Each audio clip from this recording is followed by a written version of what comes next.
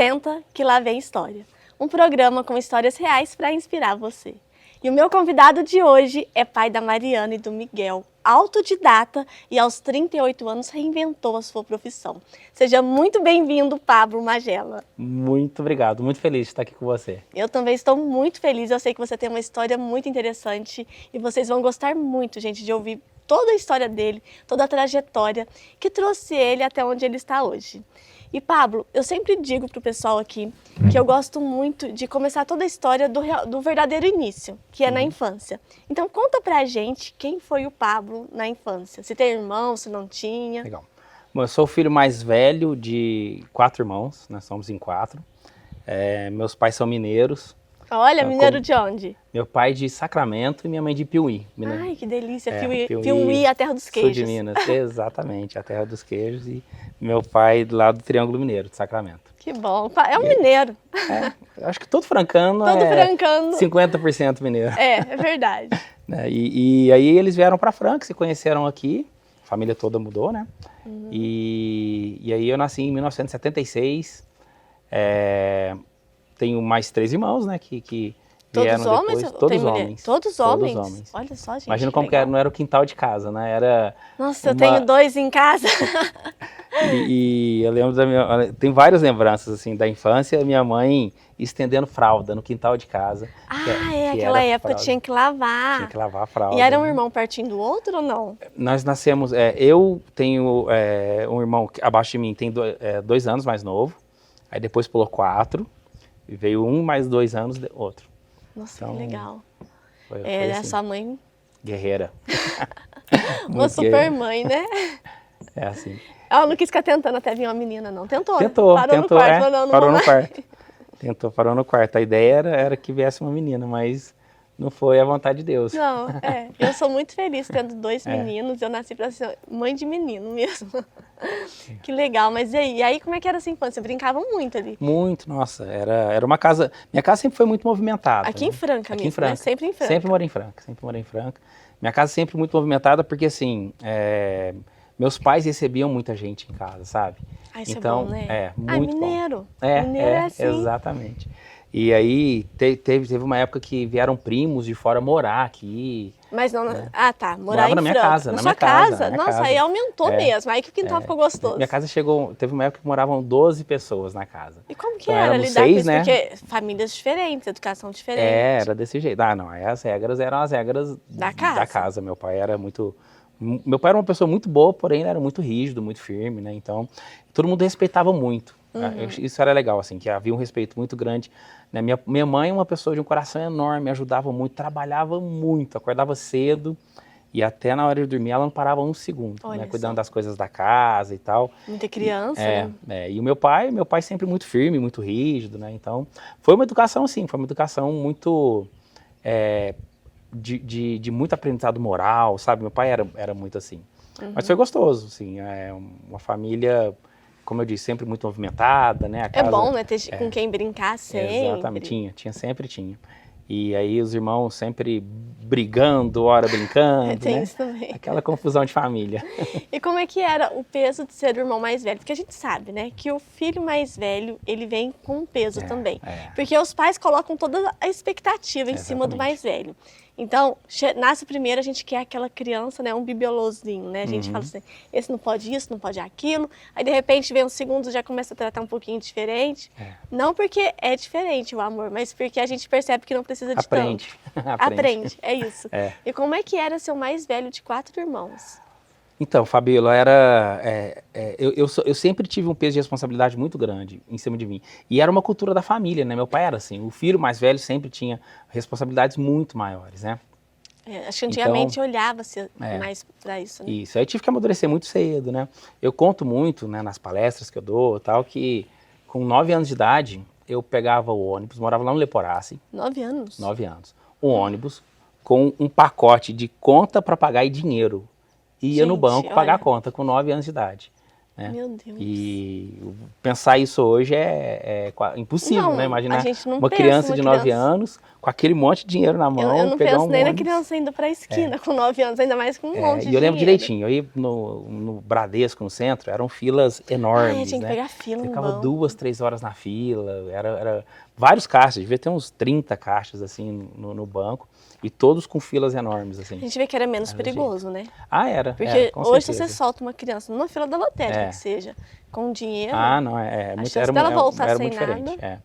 Mas era um peso, né? Tinha uma responsabilidade muito grande. Então, comigo sempre foi assim, desde muito novo eu aprendi a ter muita responsabilidade, ser muito sério. Acho que isso foi bom, assim, ajudou muito na minha formação, mas eu sinto que eu perdi um pouquinho daquela questão da infância, de poder brincar e de fazer arte e tá tudo bem, né? Porque não, eu era aquele que fazia arte e ficava lá, eu ficava lá esperando chegar a pessoa que ia dar a dura. Ai, meu Deus. Eu não fazia arte e saía correndo. Mas não apanhava, não? Apanhava? Eu apanhei eu tenho lembrança de ter apanhado uma vez só. Uma vez. Nunca. Meu pai era muito firme, era muito duro, assim, nas palavras, mas ele não tinha um hábito, assim, de Ainda bem, bater. resolvia na conversa. Na conversa. Mas era assim, ó, onde chegava, tinha aquele criançada brincando, aí se alguém quisesse que as crianças parassem de fazer bagunça, era só falar assim, ó, o tio Zé tá chegando. Ixi. Pronto, aí cada um ia pra um lado. Sério? Era desse jeito. Então todo mundo tinha medo do tio Zé. Todo mundo tinha medo do tio Zé. Você falou que se tornou uma pessoa séria, né? Isso. Desde a infância. Mas quando você diz sério, é um sério de levar tudo com muita seriedade e respeito, ou um sério de simplesmente não saber se divertir com coisas bobas? Não. Boas não, bobas. Não, eu sempre me diverti, sempre gostei muito de me porque tem divertir. gente que não consegue rir de besteira, né? Não, eu dou risada de mim toda hora. Não, porque é super saudável, gente. Às vezes tem gente que... Eu conheço muitas pessoas que não consegue rir de um meme ou ver alguma coisa e fala, nossa, mas que coisa besta isso. Mas é saudável rir de coisa boba, né? Acho que é hora de explorar a criatividade. Sim. Não, isso nunca foi um problema. Não, então isso você manteve. Foi uma seriedade assim, eu não mais tinha aquela questão, por exemplo, de... algumas brincadeiras que as crianças se permitiam, eu não me permitia porque eu sabia que ia dar problema. Já evitava, então eu tinha isso na cabeça sempre, o que pode dar problema, o que não.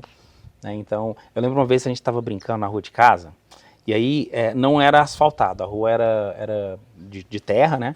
E a gente brincava de vôlei. Então, colocava uma corda no muro, atravessando a Brinquei a rua. muito de fazer isso, colocando corda. E aí, nesse dia, passou uma ambulância, e aí, não lembro se nós não percebemos que a corda ia pegar, mas a sirene, não a sirene, a luz que fica da ambulância, né, era uma perua, a ambulância era perua, né? E aí arrancou aquela luz, engarranchou na corda e arrancou a luz. Todo mundo saiu correndo, e quem ficou lá? Você. Eu fiquei lá.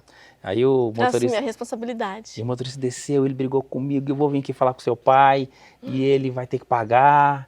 E eu entrei pra casa, foi embora a ambulância, eu já entrei pra casa, entrei pro meu quarto, e fiquei lá esperando a hora que meu pai fosse chegar pra me dar uma dura. Ai, meu Deus, já ficava só esperando. Fiquei esperando. E meu pai chegou, a hora que abriu a porta do quarto, eu falei, pronto, agora que eu... Não apanhava, mas eu tinha esse medo, né? Mas a gente não precisava apanhar pra ter medo, porque o pai e a mãe viviam falando assim, ó, se fizer isso, vai apanhar. Não, a correia ficava na mão, né? Pegava a correia. Mas não precisava bater. Não precisava bater. Ameaçar, acho que dói mais que eu tapo.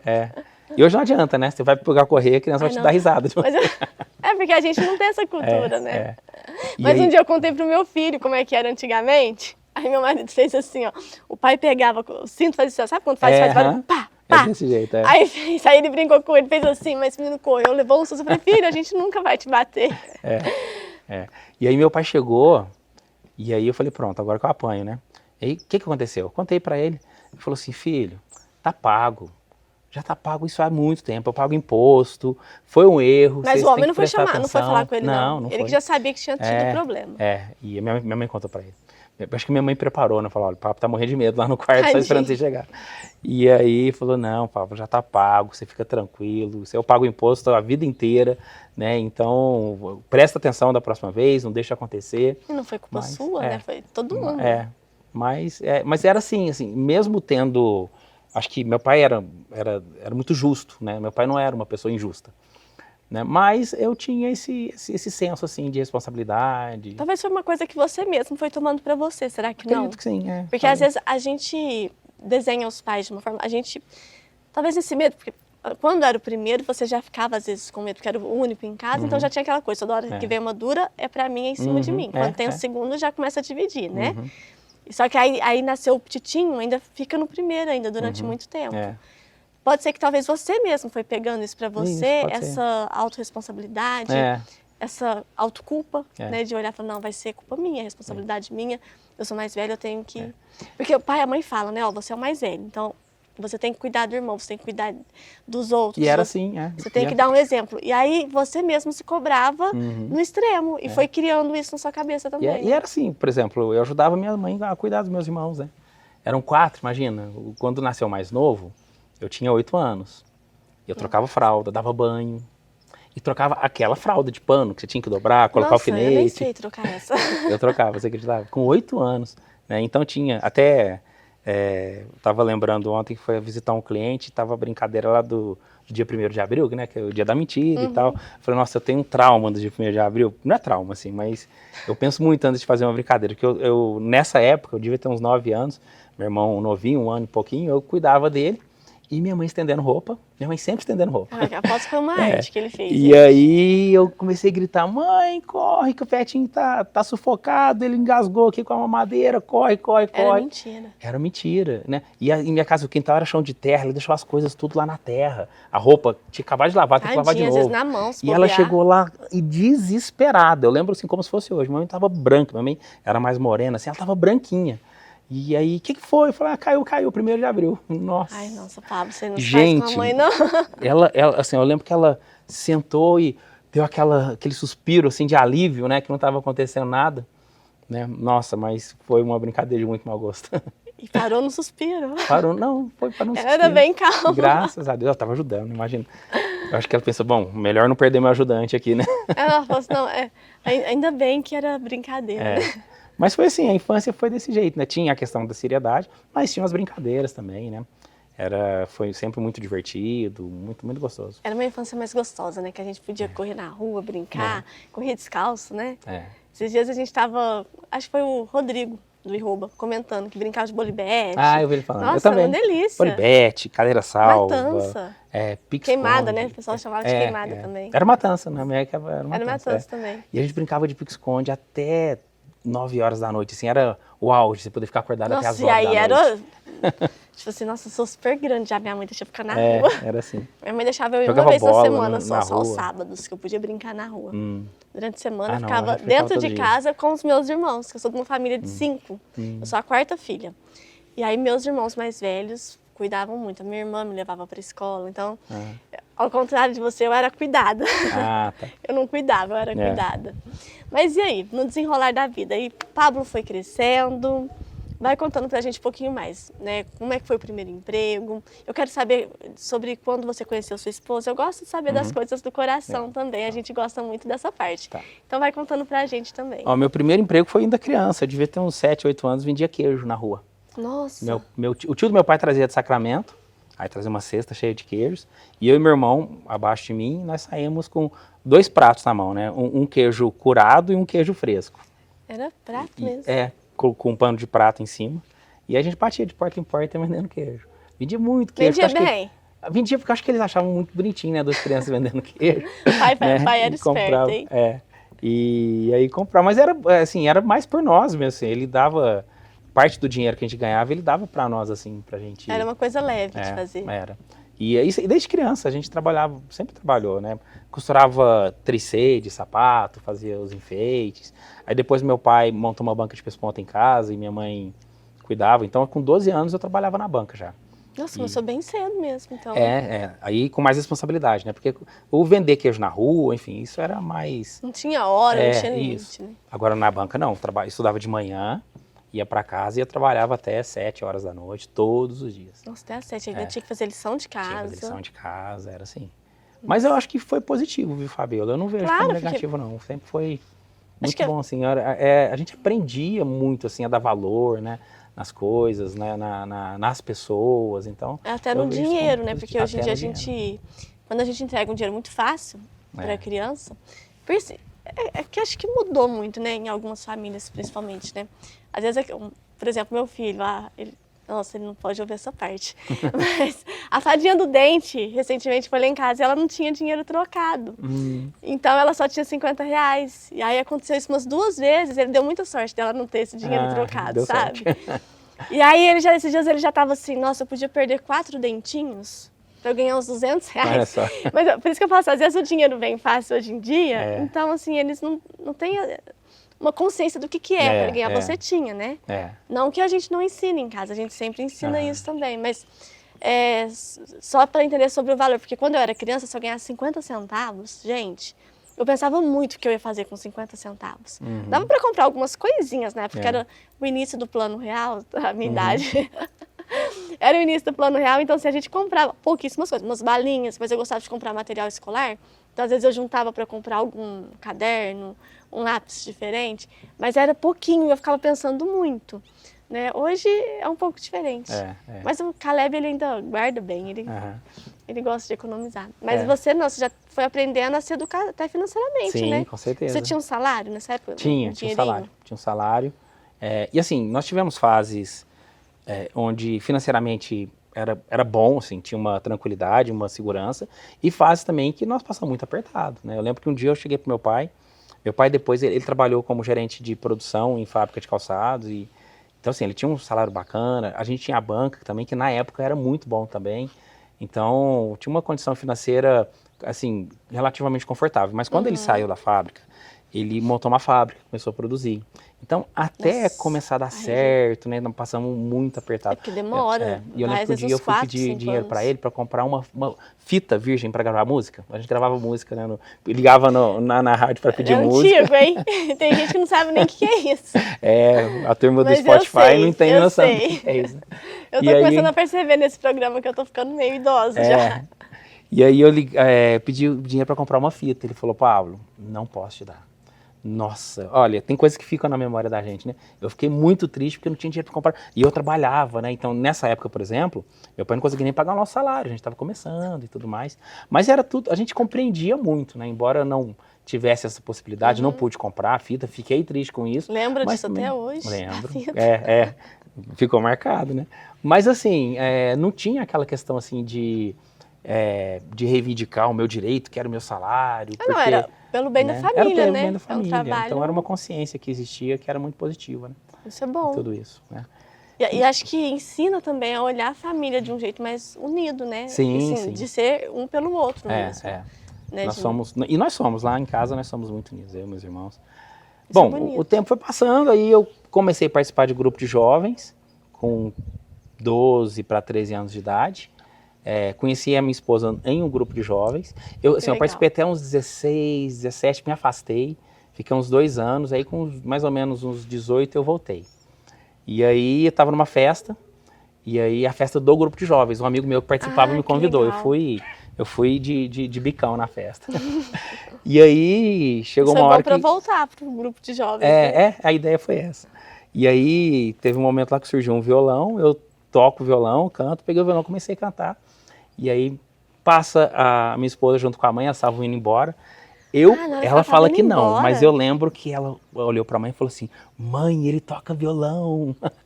Olha, pronto, conquistei. Será que ela falou ou será que ele imaginou? Eu tenho certeza que ela falou, força para ele. Eu tenho certeza que ela falou. E até hoje ela não confessa, gente, olha só. Ele toca violão. E aí, assim, comecei a ir pro grupo de jovens. Mas você descobriu isso depois, ela já estava te paquerando ali ou não? Você nunca perguntou? Não sei, não. Porque se ela falou isso, ela já estava assim, mãe, olha que moço bonito, mãe, olha que moço bonito. Com certeza, ela me achou maravilhoso. Né? Aí, na hora de ir embora, ela falou, mãe, ele toca violão ainda. Deve ter sido, né? Certeza. Ela não vai querer contar, mas foi. E aí, comecei a participar do grupo de jovens, aí nós fomos nos conhecendo, viramos amigos. E era assim, uma casa que lembrava muito a minha casa, porque todo mundo ia para a casa dela, né? Era na casa dela. A festa não. Tá. Mas assim, depois sempre que a turma saía, a gente ia levar ela e a irmã embora em casa. Chegava lá, tinha comida pronta, tinha sorvete na geladeira. Já aproveitava. E nós não namorávamos ainda, né? Mas a turma toda... Então, peraí. Eu tenho certeza que vai vir história boa aí. Eu vou dar um breve intervalo, gente. Fica comigo que já a gente volta.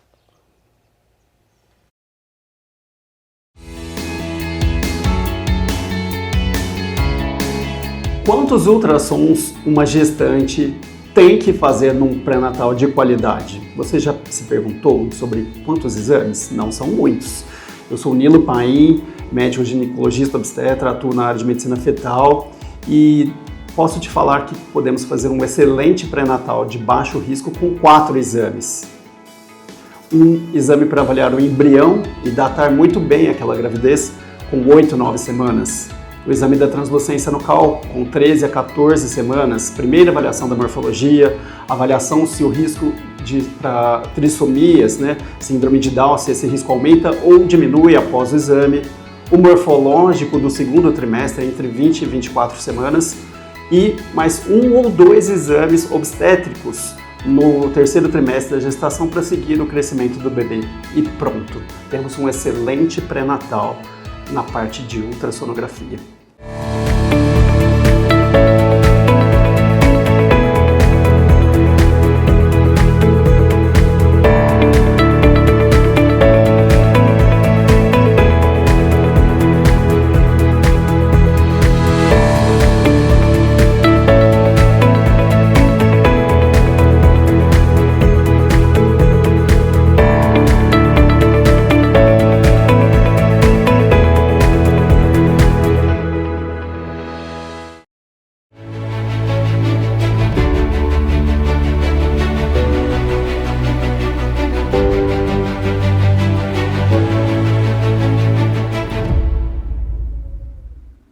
Voltamos e agora vamos saber mais sobre essa história do coração. Então conta pra gente. Aí vocês iam pra casa da sua esposa, atual esposa, né, gente? Isso. E aí vocês aproveitavam, né, pra jantar, tomar sorvete. Eu acho que a mãe dela já queria te agradar, porque ela já sabia de algo, né? Ah, com certeza. A sogra sempre gostou de agradar. Era uma turma, assim, nós chegávamos lá e sempre tinha alguma coisa. E eram amigos muito unidos, sabe? Que bom. Muito, era muito legal. Tem contato até hoje ou não? Alguns sim, outros não. Mas alguns nós ainda temos contato. É que cada um vai para um lado também. Né? A vida vai direcionando a gente para rumos diferentes. E aí, enfim, nós começamos a nos conhecer mais. E aí chegou um dia que eu chamei ela para namorar. Nós saímos, a turma lá do grupo de jovens. No domingo à noite nós íamos lá pro centro, lá na praça. Tinha aquela coisa de dar uma ficadinha antes ou não? Não tinha, já tinha que ser ali, gente, test drive. Tinha que pegar e namorar. Mas aliás, sem test drive, né? Não, pelo menos, né, eu e ela, nós não tivemos isso, assim. E aí, legal. Um dia eu tava lá, eu falei, eu vou chamar ela pra namorar. E aí eu chamei ela de lado, falei, você quer namorar comigo? E ela falou assim... eu vou pensar. Eu falei, nossa, ninguém nunca pediu pra pensar comigo. Sabe aquela coisa assim? Ninguém nunca pediu, era a primeira que ele pediu em namoro. Não, porque assim, até então, eu tinha namorado uma vez, mas assim, tinha as ficadinhas sem compromisso, mas, né? Esse negócio de vou pensar é pra fazer de difícil? Não podia aceitar de cara. Mas foi desse jeito. Não dava, gente. E aí ela pediu pra pensar, eu falei, beleza, né? Pra fazer o quê? Não tem outra opção. E aí nós íamos para a escola de ônibus juntos, eu ia para a faculdade, então estava você na Unifran. Com ela no ônibus. Estudava processamento de dados na Unifran nessa época. Gente do céu! e ela ia para o SED, ela estudava no SED. Então nós íamos no mesmo ônibus. E aí na segunda-feira, eu entrava no ponto antes dela, né? Uhum. Ela entrou logo em seguida. Ela sentou do meu lado, eu falei assim, e aí? Mas era um e aí de, oi, tudo bem? Sabe? Era um cumprimento. Ela falou assim, eu aceito. O primeiro beijo foi no ônibus. Eu acho que ela já estava super ansiosa para falar isso sim. Vou chegar, vou ver ele no ônibus, vou aceitar. E o primeiro beijo foi no ônibus. Sério? Que legal. Assim. O ônibus sentido estação. Sentido estação, exatamente. Que legal. São José na história de vocês. São José na nossa história. Nossa, Empresa São José, para quem não é de Franca, né? E aí estamos juntos até hoje. Nós namoramos 9 anos. Nossa, mas você enrolou muito ela para casar? Enrolei muito. Gente, só porque ela quis pensar. Vou dar o troco. Gente! E aí estamos casados há 19 anos. Esse ano vai fazer 20 anos de casado. Muito tempo, 20 anos, então quase 29 anos 29 anos juntos. E aí tem 2 filhos lindos. 2 filhos lindos, né? A Mariana, que tá aqui, e o Miguel. O Miguel, ele é o mais velho, né? O Miguel nasceu. Nós estávamos com 1 ano e quase 2 anos de casados, aí nasceu o Miguel.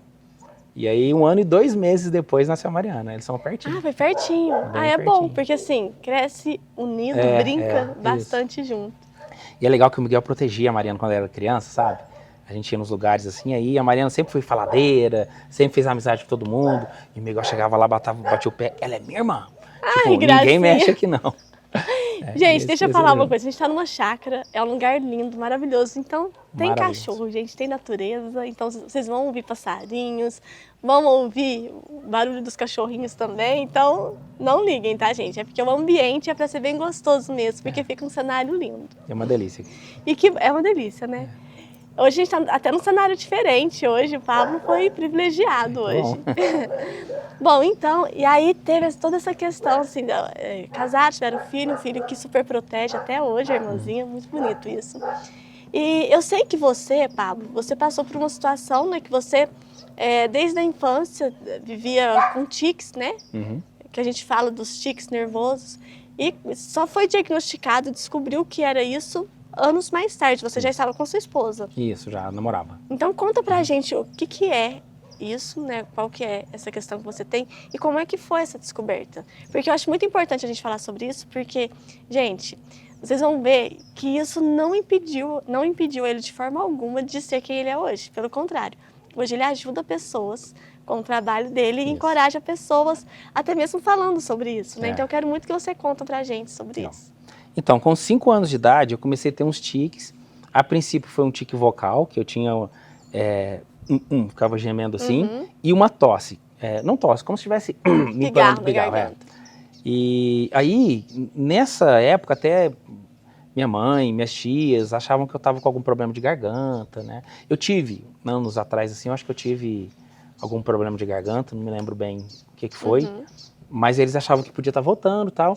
E aí foi no médico, não tinha nada, só que foi aumentando. Então logo vieram tiques motores, porque a síndrome, o que eu tenho é a síndrome de Tourette, né? Ela é caracterizada por tique vocal e tique motor. Para diagnosticar tem que ter o vocal e o motor por pelo menos 1 ano. Ah, tá. Mas mesmo em intervalos, não precisa ser direto. Isso mesmo, Por isso que eles dão um prazo de 1 ano. Por exemplo, dá 5 vezes no ano, por exemplo. Isso, mas se em 1 ano permanecer, mesmo que seja mais espaçado, porque assim, começa mais leve e depois vai aumentando, né? Ah, tá. Normalmente, os tiques aparecem entre 10 e 12 anos de idade. Então, no meu caso, apareceu mais cedo, né? Tem casos que é assim. Que é a época também que... Bom, adolescência, né? A ansiedade, aquele monte de coisa. E a ansiedade está diretamente ligada ao Tourette, né? Então, o estado emocional, ela afeta os tiques, né? Só que assim, na época, a Tourette não era muito conhecida, né? É síndrome de Gilles de la Tourette que chama. E aí todo mundo chamou hoje de síndrome de Tourette. Não era muito conhecido, eu lembro que eu fui, acho que em todos os neurologistas de Franca na época. Nossa. Né? E neurologista, sua mãe andava passei em tudo por psiquiatra. E aí, minha mãe, na ânsia de querer ajudar, tudo que falava que era bom, ela me levava, né? Então, eu fiz vários tipos de terapias diferentes. Assim, surgiu uma terapia nova, eu lembro que, por exemplo, fiz uma cromoterapia, que era com luzes. Nossa, era maravilhoso, assim.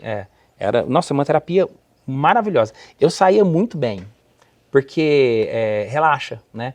Então, quando você está mais relaxado, e aí, beleza, os tiques, eles diminuem. Só que daqui a pouco voltava de novo, né? Então... Tinha que ir todo dia. Seria bom, né? Mas assim, não descobri o que era, aí eu comecei a tomar medicamento, eu devia ter mais ou menos... Mas não descobriram que era você começou a tomar medicamento? Porque aí eles iam tentando alguma coisa, tinham suspeitas do que poderia ser, né? E aí receitava medicamentos para tentar amenizar. Os medicamentos ajudavam muito, mas assim, eu vivia dopado. Então teve uma época que, por exemplo... E mais uma vez tirou parte da sua infância por conta disso. Com certeza.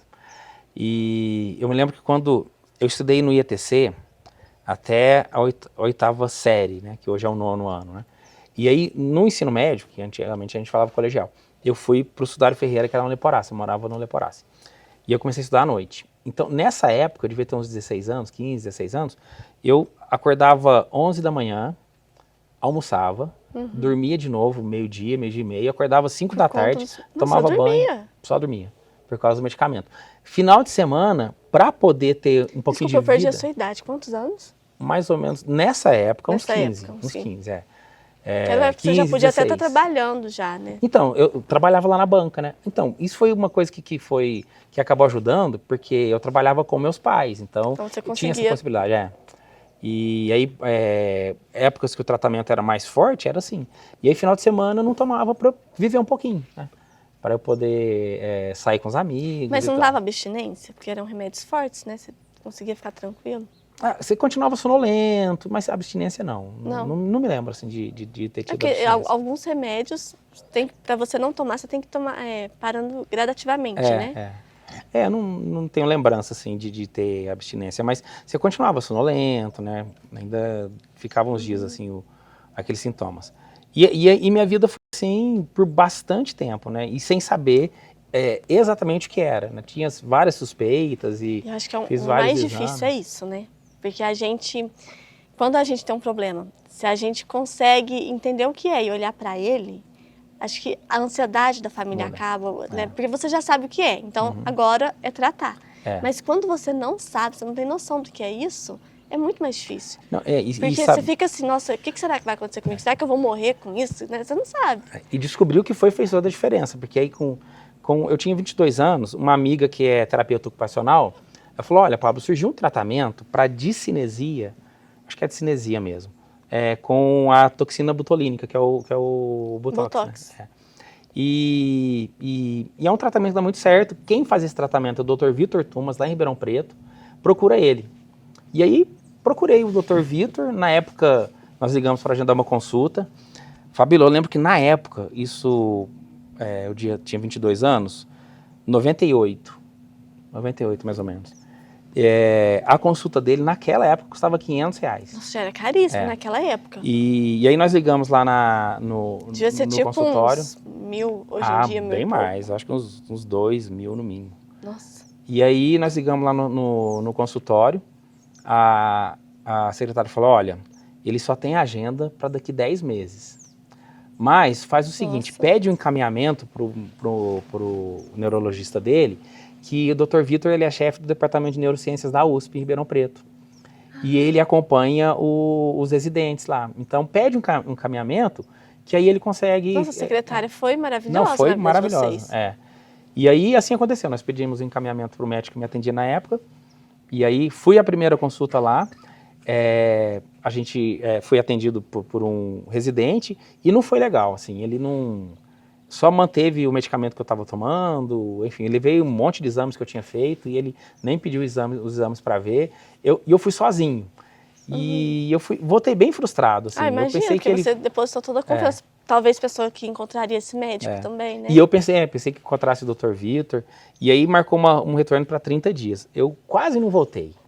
Aí eu fui no meu médico aqui, meu médico falou assim, não, você vai chegar lá e falar o que você está fazendo lá e que você quer falar com o Dr. Vitor. E assim aconteceu. Voltei no retorno. Voltou sozinho de novo? Voltei sozinho de novo. E aí eu falei, olha, eu quero falar com o Dr. Vitor Tumas, eu tô aqui justamente por causa dele. A primeira consulta não foi legal, por causa disso, então.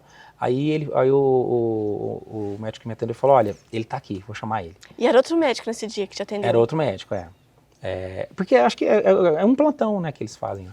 E aí ele chamou o Dr. Vitor. O Dr. Vitor entrou e me fez 2 perguntas. Você tem tique motor? Tenho. Você tem tique vocal? Tenho. Deixa eu ver os exames. Aí eu tinha vários exames que eu tinha feito. Ele falou assim, eu posso chamar alguns residentes para te conhecer? Eu falei, pode. Deve ter entrado uns 20 na sala. Entrou um monte. Ficou apertadinha a sala. Aí ele falou, olha, ele tem síndrome de Tourette. Ele falou só na hora que eles entraram.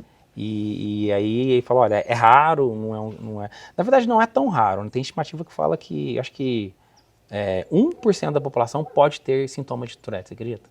É muita coisa. É muito. É muito. É porque eu acho que tem gente que tem e que nem se dá conta. É muito leve, do que também. Exatamente. Que é tique motor. A pessoa fala, eu tenho um tique nervoso. Quantas pessoas falam tem um tique nervoso?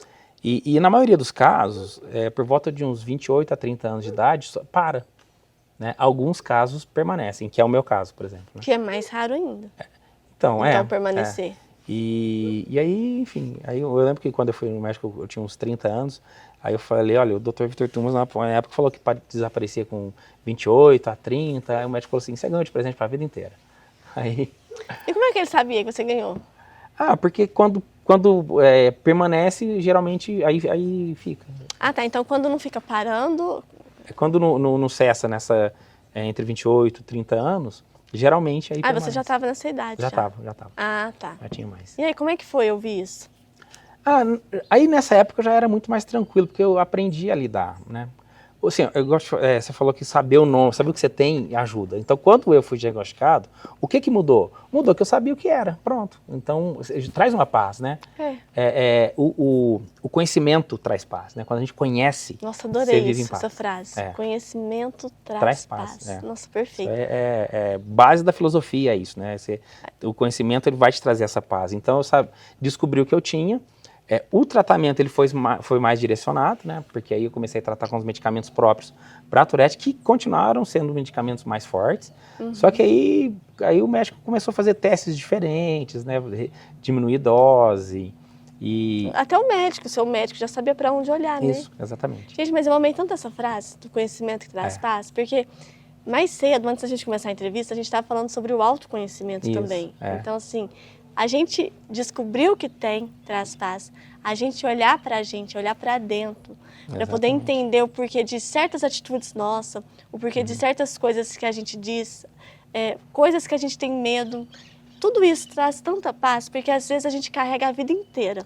Uma situação, um medo, um problema, e é simplesmente por não parar para olhar. Quando você para e olha e adquire esse conhecimento, nossa, muda tudo, né? É sobre descobrir a raiz do problema. Exatamente. E você não precisa nem resolver o problema, né? Só de ter o conhecimento, você já lida daquilo de uma forma diferente. Porque quando você não sabe o que você tem, ou quando você não tem um conhecimento de alguma coisa, você vai deduzir. E as deduções acabam com a gente. Porque a gente vai pro pior. Ninguém deduz exatamente. pro melhor. Fala, isso aqui é, sei lá, um superpoder. Vou virar um super-herói. Não, vai pro pior. De repente você começa a falar, será que eu vou morrer com isso? Por isso que eu brinquei aquela hora, é uma coisa que vai me matar? Será que eu tenho um problema no cérebro? Né? É o julgamento, a gente vai julgando o que não é. Esses dias eu li que 85% das nossas preocupações nunca vão acontecer. Nunca. E a gente se maltrata tanto com aquilo que não vai acontecer, né? Imaginar que eu tenho algo que eu não tenho, enfim, são formas de se maltratar muito, né? Eu melhorei muito com isso, porque uma vez apareceu um nódulozinho na mama. E eu já com meu primeiro filho, e eu fiquei em pânico. Eu falei, primeiro eu fui tranquila. Aí o médico pediu um exame. Aí eu falei, meu Deus, então eles confiam, deixa eu beber uma água. Eles confiam que eu tenho algo. E aí nessa desconfiança, eu já fui, fiz exame, aí não tinham data, aí depois conseguiram data rápido, eu falei assim, ixi, tá feio o negócio. Que a secretária que ligou pra falar, consegui mais rápido. Eu falei, nossa, pronto, aí acabei comigo. Porque eu comecei a pensar já em tanta coisa, no que poderia acontecer, do meu filho crescer sem mãe. E aí eu fiz e não era nada, gente, era um nódulozinho de gordura, não sei, nem lembro o que era, mas era uma coisa assim simples, comum, que é normal dar. E eu falei pra mim, por que eu fiz isso? E desse dia em diante eu falei, eu nunca mais sofro por nada por antecedência. Então pode ser o problema que for. Eu olho pra ele e falo, tá, é isso aqui, então deixa eu ver, deixa eu resolver. Na hora que tiver que preocupar, eu preocupo. Enquanto não é certeza, eu vou deixando. E aí você vai se preocupar com aquilo que... Não é nem se preocupar, né? Aí vai direcionar o seu pensamento para aquilo que vai resolver. Vai direcionar para a solução. Exatamente. Porque também não adianta ficar pensando no problema. Vai pensar na solução do problema. E foi isso. Então, eu acho que descobrir o que eu tinha me ajudou muito. Mas assim, até descobrir, nossa, eu vivi muitas cenas assim, que foram muito traumáticas, né? Tem algumas que ficaram marcadas. Por exemplo, eu lembro que um dia eu estava com a minha mãe, nós fomos pagar na CTBC, pagar a conta de telefone. E aí, eu não me lembro a idade nessa época, mas eu era bem novinho, e aí chegou um moço que estava lá, assim, eu me lembro do rosto dele como se ele estivesse aqui na frente agora. Incrível, assim, barbudo e tal. E ele tirou de dentro de um pacote de pão, um pacote de papel, né, um pão, e começou a passar o pão na minha boca. Na minha boca. Minha mãe, que isso? Minha mãe assustando. Ele falou, ó, fica calma. Ele tá tendo uma convulsão, então eu passei aqui na baba dele. Mentira. Eu não tava tendo convulsão, eu nem tava babando. Mas isso aqui é uma simpatia. Você vai guardar esse pão, e o dia que ele tiver tendo uma convulsão novamente, gente. você vai... Mas a intenção foi positiva, né? Foi uma intromissão, mas a intenção dele foi positiva. Você vai ralar esse pão na água quente, vai colocar um pouquinho de pinga e jogar em cima dele. Você acredita? Um dia eu tava tomando banho. Água quente com pinga? Com pinga. Mas sua mãe jogou água quente. Então, um dia eu tava tomando banho e tava lá com os tiques vocais muito altos. Porque aí, o começo foi, como eu falei, um gemidinho baixo. Mas aí depois virou um gemidão, né? E tomando banho e com os tiques vocais, de repente minha mãe abriu a porta do banheiro e veio com um balde. Aquela água fedendo pinga em cima de mim. Que isso, mãe? Eu falei assim, eu não sei, vai que dá certo, né? Eu tô tentando aqui. Você sabia que não deu certo? Eu sei. Porque ele ensaboou e tirou o cheiro da pinga. Deve ter sido Você passou sabão depois? E Certeza. assim, mas é o desespero de mãe, né? A gente faz tudo por um filho. Tudo. E aí, situações como essa, eu vivi várias e várias, muitas, né? Por exemplo, na missa, naquela hora que faz silêncio, e aí eu me segurando, né, pra não dar o tique, porque assim, a gente consegue segurar. E fazer um movimento, né? A gente consegue segurar, mas vai vindo uma vontade muito grande. É tipo aquela vontade de coçar, que não pode. E aí você não consegue mais segurar. E aí naquele silêncio eu... E aí todo mundo olhou pra mim. Nesse dia eu levantei.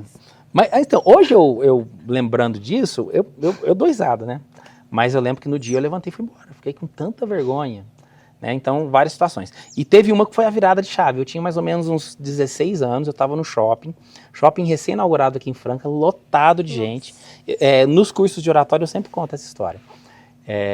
Porque a maioria das pessoas que procuram curso de oratório procuram porque tem uma dificuldade de se posicionar, de falar em público. E foi a minha dificuldade durante muito tempo, Fabiola. Por exemplo, eu na escola, quando tinha algum trabalho para fazer uma apresentação falada, se fosse em grupo, eu escolhia fazer a parte pesquisa, a parte escrita. Você falou de salto ditado, acho que talvez veio daí. Ó, eu quero muito ouvir essa história, mas a gente vai dar um intervalo e já ele vem contar pra gente. Tá.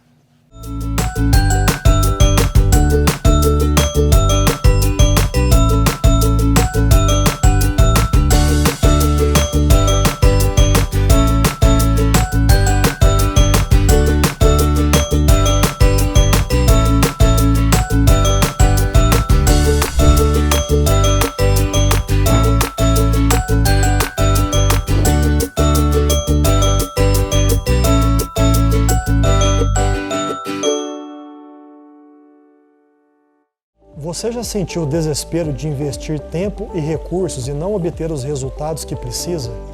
Se você respondeu sim, saiba que não está sozinho. Muitos empreendedores enfrentam esse mesmo desafio todos os dias. A boa notícia é que eu posso te ajudar. Eu sou Vinícius Andreoli, consultor de tráfego pago. Se você deseja aprender estratégias mais eficazes para atrair o público certo para o seu negócio, entre em contato comigo hoje e agende a sua consultoria.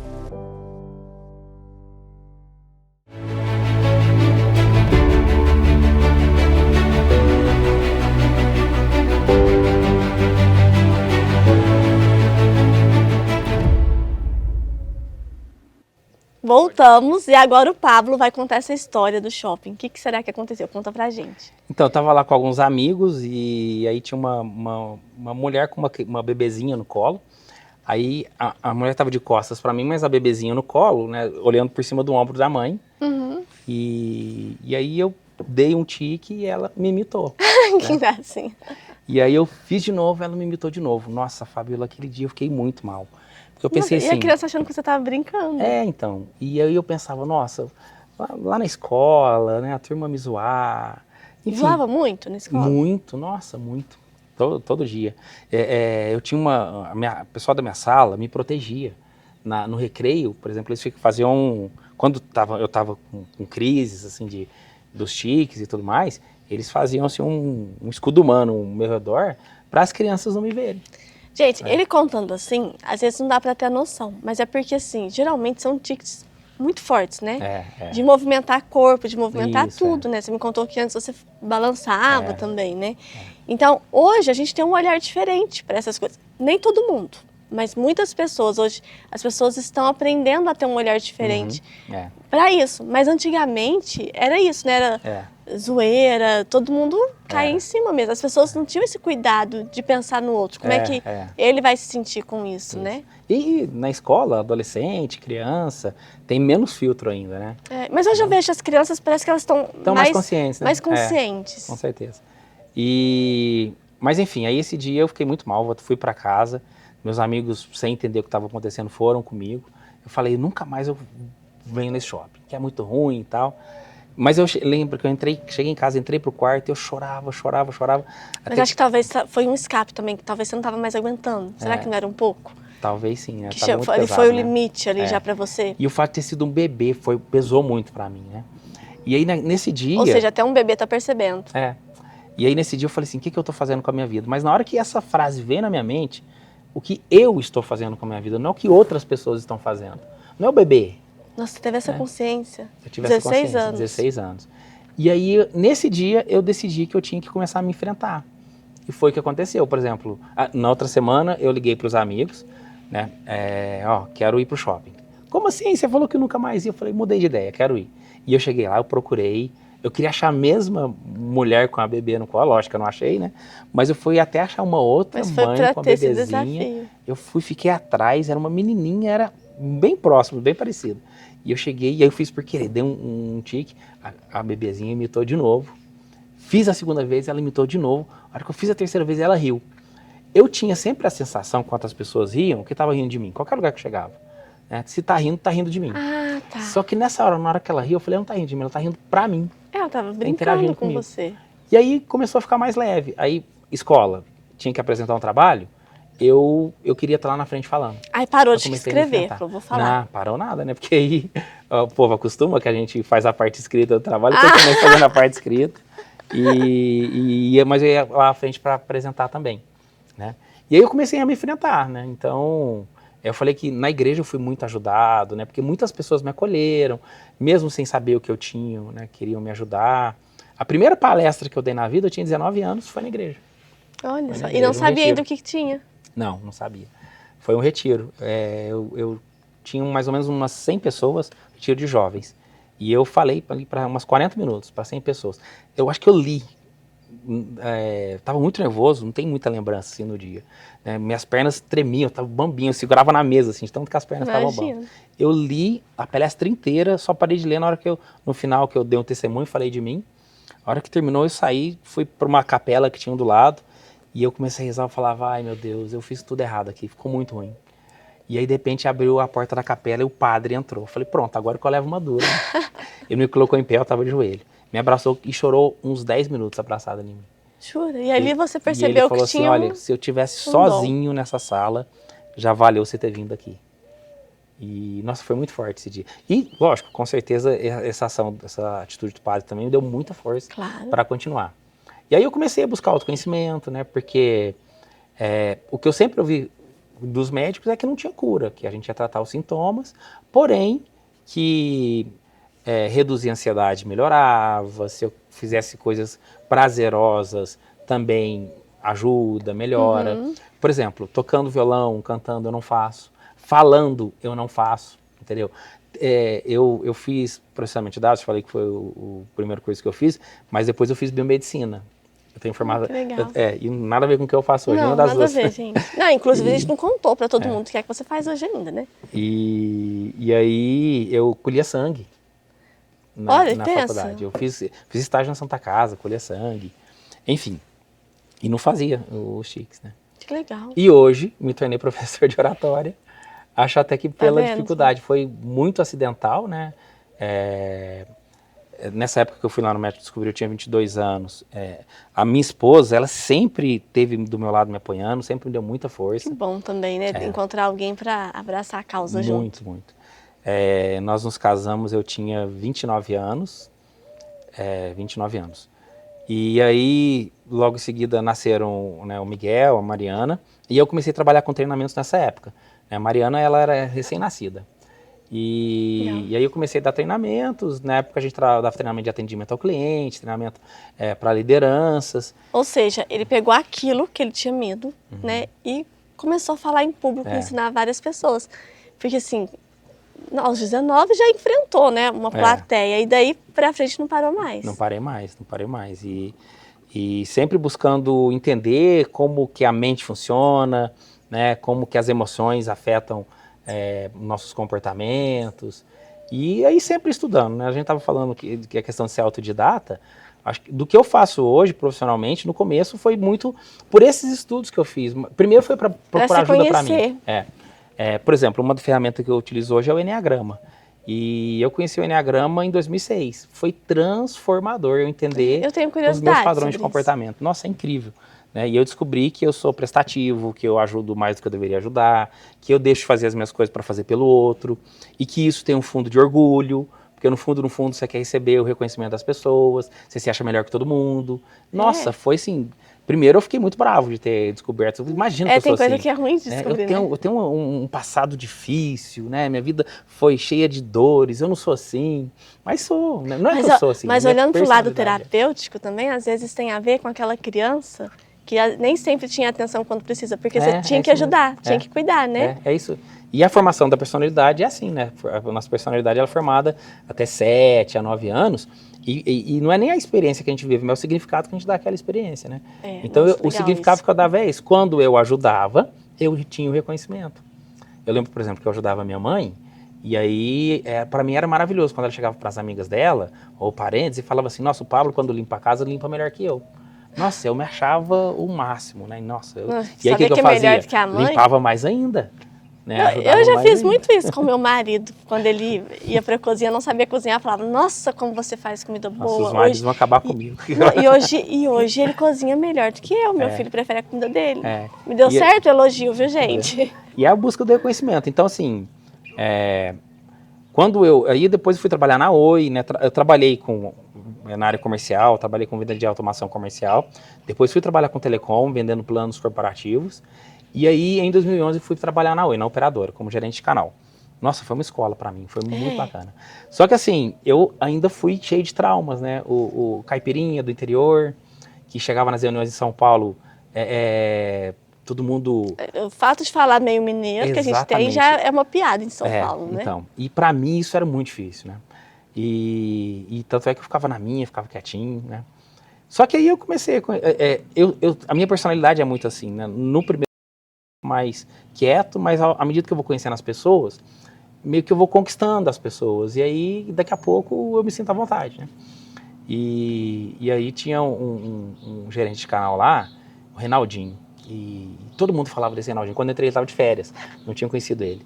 E é o melhor de todos, ele é o que bate meta todo mês, tá sempre em primeiro lugar de vendas e tal. E eu morri de vontade de conhecer. O dia que eu conheci o Reinaldinho, um mineirinho de Coqueiral. E ele chegou lá, oi gente, tudo bom com vocês? Eu falei, não é possível. E aí eu deixei o meu mineirês correr solto a partir desse dia. Aí você viu que a crença, era uma crença, né? É uma crença. Mas ó, conta pra gente agora, porque a gente tem pouco tempo, né? Esse último bloco é mais curtinho.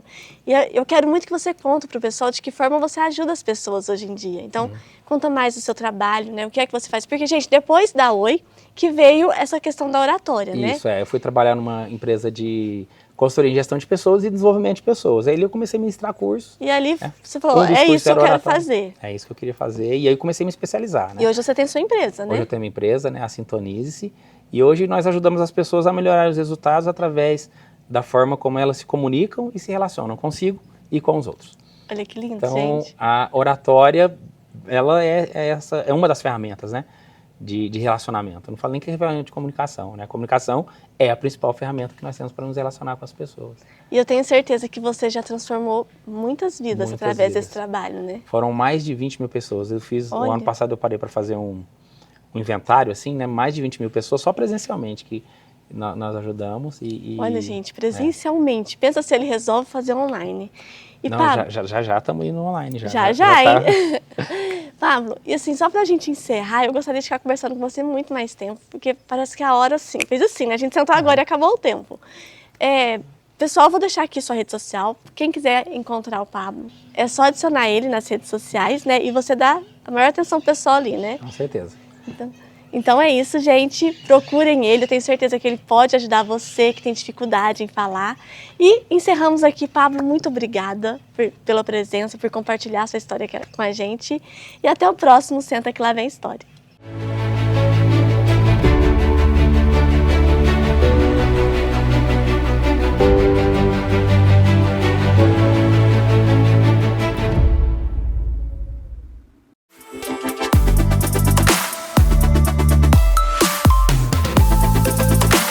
Você conhece a Saia Justa? Uma loja voltada para o público feminino com lançamentos diários das principais tendências da moda para você. Eu sou a Vânia Matias e será um prazer recebê-las em nossa loja.